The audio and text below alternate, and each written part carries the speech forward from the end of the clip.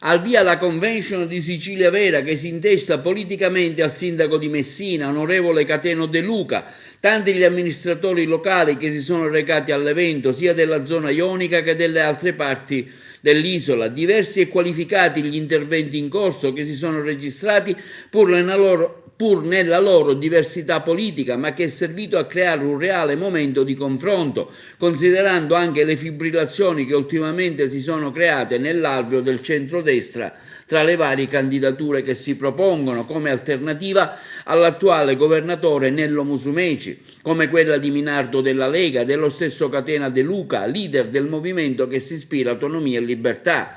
Tra gli interventi quello dell'Agrigentino e vicepresidente dell'Ars, onorevole Roberto Di Mauro, nella sua qualità di segretario regionale del Movimento per la Nuova Autonomia, che ha affermato come è necessario iniziare a programmare interventi strutturali che ci consentano di ripartire con strumenti più idonei ed efficaci.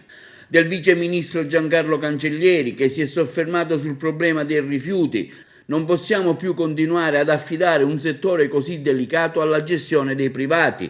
Del parlamentare europeo di Fratelli d'Italia Raffaele Stancanelli, che ha posto l'accento sull'importante scommessa che la Sicilia oggi si trova a dover affrontare con i fondi del PNRR, non nascondendo la perplessità di saperli spendere, essendo la Sicilia ferma solo al 38% di spesa attualmente. L'onorevole Figuccia, tra gli intervenuti, già deputato dell'Ars, recentemente transitato alla Lega di Salvini, che ben conosce la macchina amministrativa locale. Insomma, un bilancio positivo della prima giornata che può far ben sperare per il futuro al fine di creare qualcosa di nuovo per la politica siciliana. Si parla di fondi comunitari, ma anche di saperli spendere nella maniera più adeguata per la Sicilia.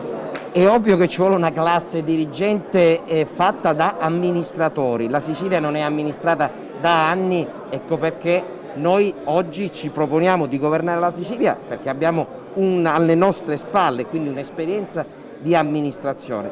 Questo è il tema e naturalmente sindaco di Sicilia significa proprio questo, fuori i politici, politicanti, amministratori che ovviamente si facciano carico anche di tutto ciò che non si è fatto in questi anni. Si comincia a parlare anche delle prossime regionali. Noi già abbiamo aperto la campagna elettorale perché giochiamo d'anticipo, non abbiamo ovviamente le strutture blasonate di certi partiti, abbiamo gli stuzzicadenti, ma con questo siamo nelle condizioni di avviare un percorso che sicuramente ci vedrà protagonisti. Perché? Perché il quadro ovviamente è frastagliato e anche perché è chiaro che ormai la Sicilia e i siciliani non sono più assolutamente contenti di una classe politica che finora ha prodotto solo chiacchiere.